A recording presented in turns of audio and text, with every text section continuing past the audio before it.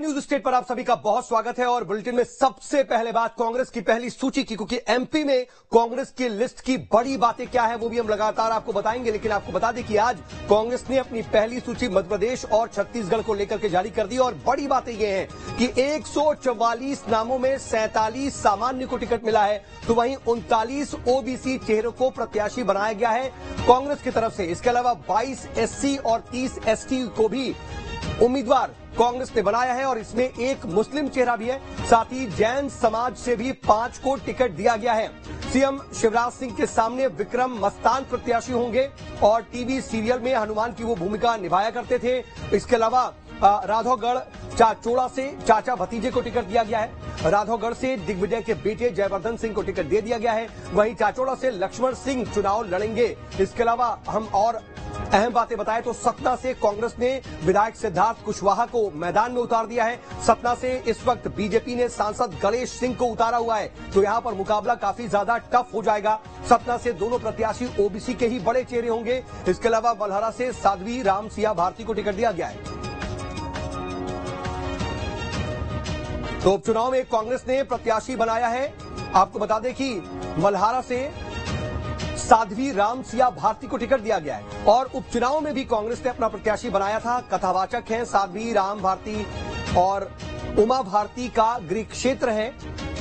और प्रहलाद पटेल की अगर बात कर ले तो उनके खिलाफ कांग्रेस से लाखन सिंह मैदान में होंगे। वहीं कटंगी से बोध सिंह भगत को कांग्रेस ने अपना प्रत्याशी बनाया है। इसके अलावा नागौर से रश्मि पटेल को टिकट दिया गया। नागौर से अजय सिंह के समर्थक की दावेदारी थी, लेकिन उन्हें टिकट नहीं मिला और नागौर से रश्मि पटेल को टिकट दिया गया।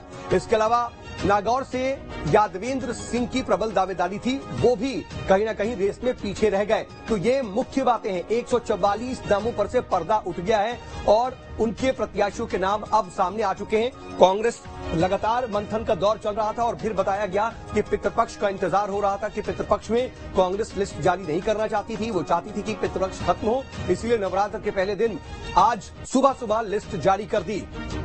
अहम बातें लगातार न्यूज स्टेट आपको बता रहे हैं और उसके बाद क्या स्थिति और टिकट मिलने के बाद प्रत्याशियों का क्या रिएक्शन, किस तरीके से अब वो आगे मैदान में उतरेंगे, कैसे जनसंपर्क वो करेंगे, कैसे अब जाकर के प्रचार ग्राउंड पर जाकर लोगों से, जनता से मिलकर के करेंगे, वो भी हम आपको बता रहे हैं। लेकिन मुख्य बातें क्या हैं वो भी समझ लीजिए। और मुख्य बातें अपने आप में काफी ज्यादा इंगित करती हैं कि कांग्रेस ने बड़े ओबीसी चेहरों को भी मैदान में उतारा है। अच्छे खासे चेहरे ओबीसी के इस वक्त विधानसभा चुनाव में होंगे। इसके अलावा एससी और एसटी वर्ग से आने वाले तमाम उम्मीदवारों को भी बीजेपी ने अपना प्रत्याशी बनाया है। कुल मिलाकर के लगातार बीजेपी कांग्रेस ये लगातार कह रही थी कि एससी एसटी को लेकर के, ओबीसी को लेकर के हम लगातार काम कर रहे हैं और आने वाले वक्त में उन पर भरोसा जताएंगे। और ऐसी ही कम से कम लिस्ट में बातें सामने आ रही हैं। कुल 47 सामान्य प्रत्याशियों को मैदान में उतारा गया था, लेकिन इसमें इसके साथ साथ 39 ओबीसी चेहरे हैं, 22 एससी चेहरे, 30 एसटी चेहरे और एक मुस्लिम, साथ ही जैन समाज के भी 5 प्रत्याशियों को टिकट दिया गया है। टिकट मिलने के बाद जितने भी प्रत्याशियों के नाम सामने आ चुके हैं, उनके समर्थकों का तांता भी उनके पास लगना शुरू हो गया है। और इस वक्त मेरे साथ मेरी सहयोगी सोनाली न्यूज रूम से लाइव जुड़ रही है। सोनाली, देखिए, बहुत लंबा समय लग रहा था, इंतजार किया जा रहा था कि कांग्रेस अपने टिकट का ऐलान कब करेगी, प्रत्याशियों के चेहरे कब सामने लाएगी, लेकिन क्या ऐसा लगता है कि इतनी देर के बाद कुछ नया, कुछ ऐसा काम किया गया जिससे लग रहा था कि इसके इतना वक्त लग रहा है?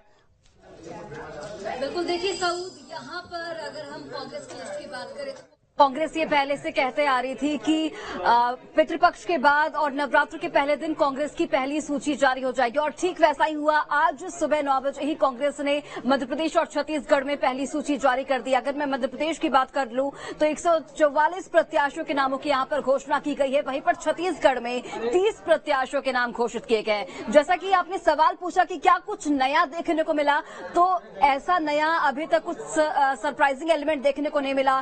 तमाम जो नाम के कयास लगाए जा रहे थे वही कांग्रेस ने रिपीट किए हैं। आपको बता दें कि 96 जो विधायक है उनमें से 69 विधायकों को एक बार फिर से मौका दिया गया है। मध्य प्रदेश में अगर मैं बात करूं, कुल 144 प्रत्याशियों की घोषणा की गई है। वहीं छत्तीसगढ़ में मुख्यमंत्री भूपेश बघेल समेत करीब 10 ऐसे मंत्री हैं जो कैबिनेट के मंत्री हैं जिन्हें मौका दिया गया है। विधानसभा स्पीकर को मौका दिया है। तो ऐसा कोई चौंकाने वाला नाम यहां पर नहीं है, लेकिन हाँ, ये जरूर है कि कांग्रेस ने जो कि मंथन बड़े लंबे समय से किया किया जा रहा था, बैठकों का दौर लगातार जारी था। अब जो कांग्रेस की ओर से कहा गया था कि सर्वे कराया गया, उस सर्वे के आधार पर जो भी जिताऊ उम्मीदवार हैं उन्हें चुनावी मैदान में उतारा गया है। ठीक वैसा ही इस लिस्ट के जरिए देखने को मिल रहा है कि जो भी जिताऊ उम्मीदवार हैं, जो भी अपने क्षेत्र में पहले से काम करते आ रहे हैं, जो भी विधायक अपने अपने क्षेत्र में दबदबा रखते हैं, उनकी पकड़ मजबूत है, उन्हीं लोगों को टिकट दिया गया है। और बीजेपी चूंकि 136 प्रत्याशियों की सूची जारी कर चुकी है, अब 144 प्रत्याशियों की घोषणा कांग्रेस की ओर से भी कर दी गई। अब देखना होगा कि टक्कर कितनी जोरदार है। अगर मैं मध्य प्रदेश कांग्रेस की सूची की बात करूं सऊद, तो उसमें सबसे बड़ा नाम कमलनाथ का सामने आता है। कहा यह जा रहा था कि कमलनाथ विधानसभा चुनाव नहीं लड़ेंगे, ऐसे कयास लगाए जा रहे थे कि कमलनाथ का फोकस पूरे प्रदेश पे रहने वाला, इसलिए वो इस बार विधानसभा चुनाव नहीं लड़ने वाले। लेकिन जब लिस्ट सामने आई तो सबसे बड़ा और सबसे सरप्राइजिंग एलिमेंट कमलनाथ का ही नाम था। एक बार फिर से छिंदवाड़ा से उन्हें टिकट दिया गया है। इसके अलावा देखिए, भोपाल मध्य से जो वर्तमान के विधायक हैं आरिफ मसूद, जो कि अभी वर्तमान के विधायक हैं, उनकी अच्छी पकड़ है। भोपाल मध्य की अगर मैं बात करूं तो वहां पर 2018 से पहले बीजेपी की सरकार रही है, लेकिन 2018 में आरिफ मसूद ने जीत हासिल की और तब से वही विधायक है। एक बार फिर से कांग्रेस ने उन्हीं पर भरोसा जताया है। अगर मैं लहार की बात करूं तो नेता प्रतिपक्ष गोविंद सिंह पर भरोसा जताया गया है, जो कि गढ़ भी माना जाता है। आज मुख्यमंत्री शिवराज सिंह चौहान लहार पहुंचे हैं, वहां पे एक बड़ी जनसभा को संबोधित करेंगे, बीजेपी प्रत्याशियों के पक्ष में प्रचार प्रसार भी करते हुए नजर आएंगे।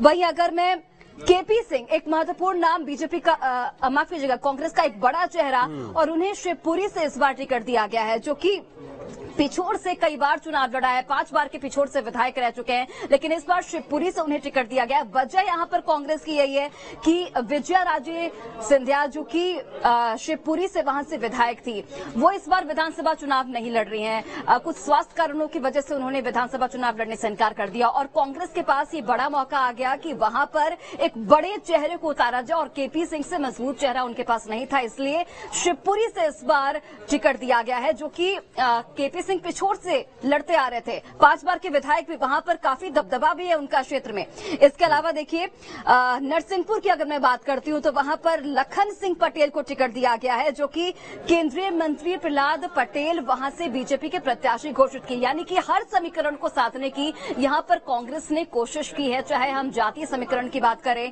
क्षेत्रीय समीकरण की बात करें, या फिर पारिवारिक समीकरण। पारिवारिक समीकरण मैं इसलिए कह रही हूं क्योंकि यहां पर कांतिलाल भूरिया के बेटे को मौका दिया गया है, उनका टिकट काटकर उनके बेटे को चुनावी मैदान में उतारा गया है। दिग्विजय सिंह के बेटे को उतारा गया, दिग्विजय सिंह के भाई को उतारा गया, यानी कि पारिवारिक समीकरण भी साधने की यहां पर कोशिश की गई है।